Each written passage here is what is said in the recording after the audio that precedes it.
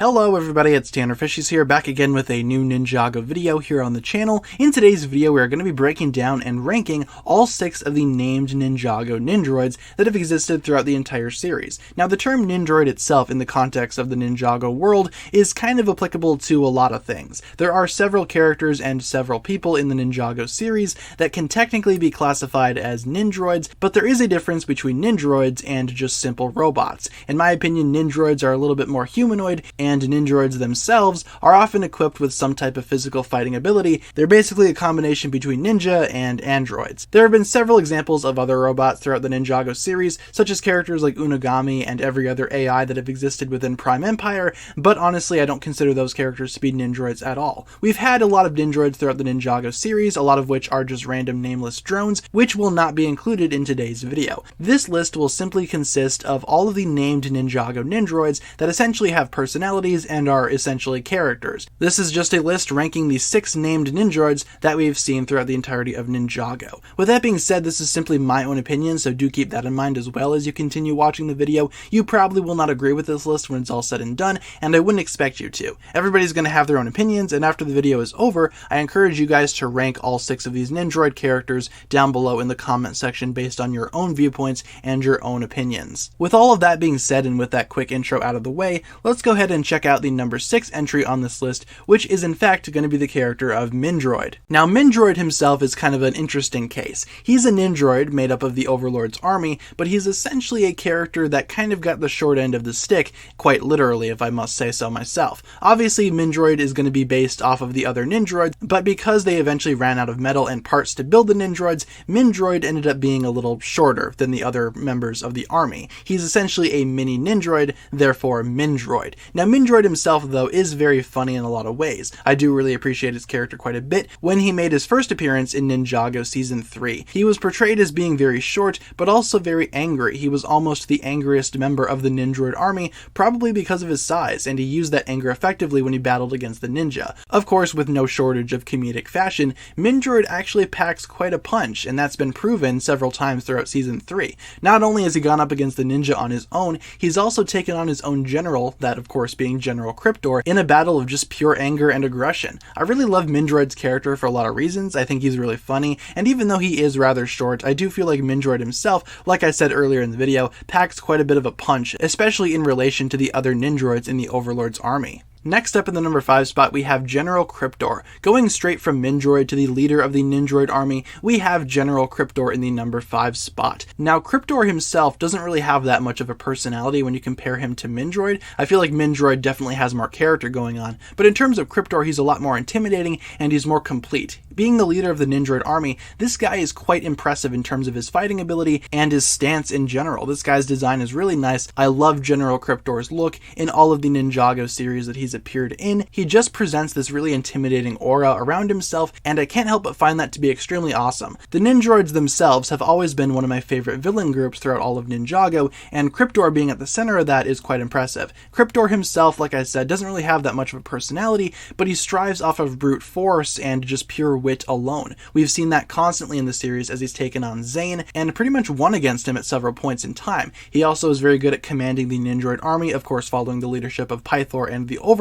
He's essentially not the main leader of the army, but he fills the role of general extremely well. General Kryptor, in my opinion, is a very impressive Ninjago bad guy, and he's very intelligent. He knows what he's about, he knows what he's doing, and he knows what needs to be done in order to appease his masters. So for that, General Kryptor takes the number 5 spot on this list. Coming in the number 4 spot on this list, we have Echo Zane. Echo Zane was first discovered by Jay and Nia during their hideout, I guess, from Nautocon's forces in Dr. Julian's lighthouse. Dr. Julian, of course, being the father of Zane and being imprisoned on that lighthouse for several years, he created a replica of Zane with the spare parts that were available, hence Echo Zane was born. Echo Zane himself is a lot like Zane in terms of, I guess, personality and also in terms of what he wants to do. Echo Zane has a set goal in mind: protect those who can't protect themselves, very similar to how Zane operates himself. Now obviously, with that being said, Echo Zane is kind of a lesser version of Zane in the fact that he doesn't really have a lot of the same qualities that make Zane Zane. Zane. As such, Echo Zane kind of feels like Zane's half-brother to an extent. Regardless though, Echo Zane throughout the events of Skybound was actually quite the formidable adversary to anybody that fought against him, and a very great ally to Jay's team. Echo Zane might not have been the most skilled fighter in the entire lineup of Skybound,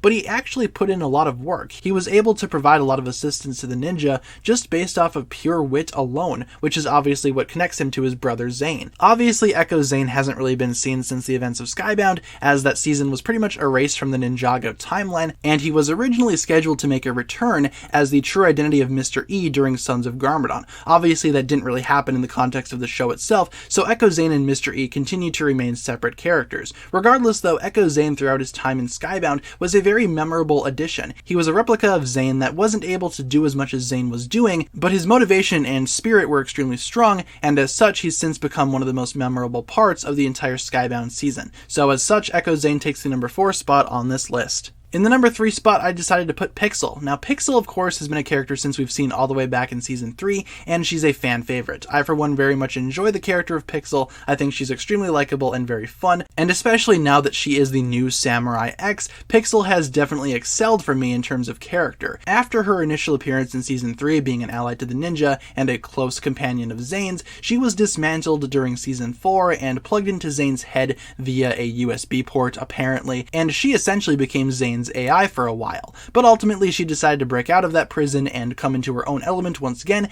and of course take on the identity of the new Samurai X, which is where Pixel truly shines. Ever since then, Pixel has been an extremely helpful member of the ninja team, constantly aiding the characters in battle and various missions, and she herself has actually designed several of the ninja vehicles that have been used in recent seasons. She's a very worthy member of the team, and in my opinion, she should be a lot more than just a samurai. I feel like if she wanted to become a ninja, she totally could. However, Pixel as Samurai X, I don't really have any issues with. I feel like Pixel as a character is extremely strong and very well done, very much so that she stands out among the rest of the ninja as being something extremely special. Pixel herself has come a long way ever since her initial introduction into the series, and I for one can't wait to see what she does next time we see her, whenever we see her next in the Ninjago timeline. In the number 2 spot, we have Mr. E. Now, some people might be surprised that I decided to put Mr. E over Pixel, but I really enjoyed Mr. E's presence throughout Sons of Garmadon. The Sons of Garmadon themselves were very intimidating and very mysterious, and Mr. E was obviously the biggest mystery out of all of them. You see what I did there? It's a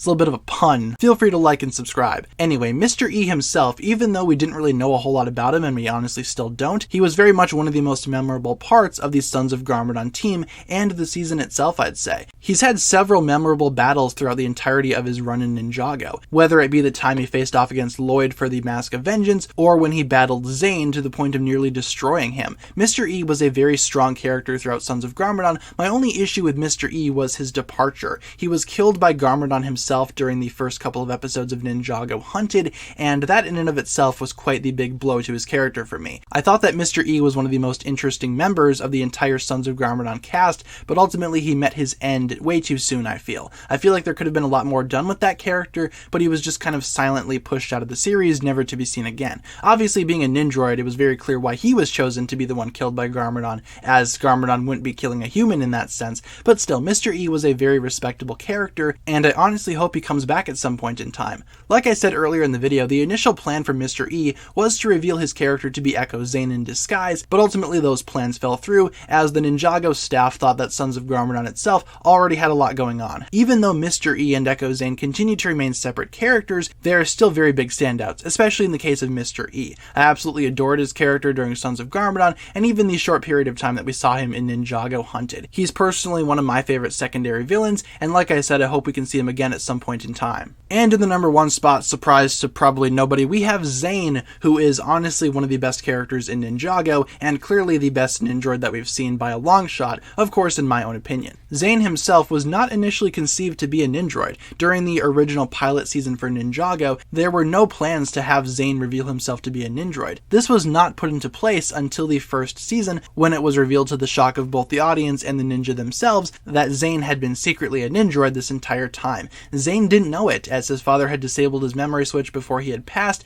therefore Zane just thought he was an orphan with no memories. Using this newfound identity, Zane truly came into his own element, accepting who he is finally, and using that to his advantage, unlocking his true potential. Ever since then, Zane himself has been a very respectable member of the ninja team, obviously being one of the smartest members on the team, and almost to the point of being the team's point of reason. Zane himself has seen quite a bit of change throughout the entirety of Ninjago, going from an orphan with no memories to the Titanium Ninja, the Master of Ice. Zane himself has seen a lot of improvement and a lot of growth throughout the entirety of Ninjago, and to that I had to put him in the number 1 spot. Zane is not my favorite ninja, but he certainly is one of the better members of the team in my opinion, and even though he isn't my favorite, I can still find his character to be extremely respectable, and as such he takes the number 1 spot on this list. So with that being said, you guys, that'll pretty much wrap it up for this video here today. That has been my list of all 6 of the named Ninjago Nindroids ranked from worst to best. Obviously I don't hate any of these characters, and I can find redeeming qualities in all of them, but I figured I would rank them regardless, and now I turn it over to you guys. Feel free to use the comment section down below to rank these characters from worst to best according to your own opinion, and let me know what you thought of the video and what you thought of my list itself. Are there any characters that you think should be on this list that aren't? Leave our thoughts down below in the comments, and hopefully you enjoyed today's video. If you did, feel free to like, comment, subscribe, do all that fun stuff, and check out the links down below in the description for my other forms of social media. As always, big shout out goes out to my Patreon supporters, including once again the marvelous Jan. Thank you very much for checking out this video once again. My name is TannerFishies, and with that I bid you farewell.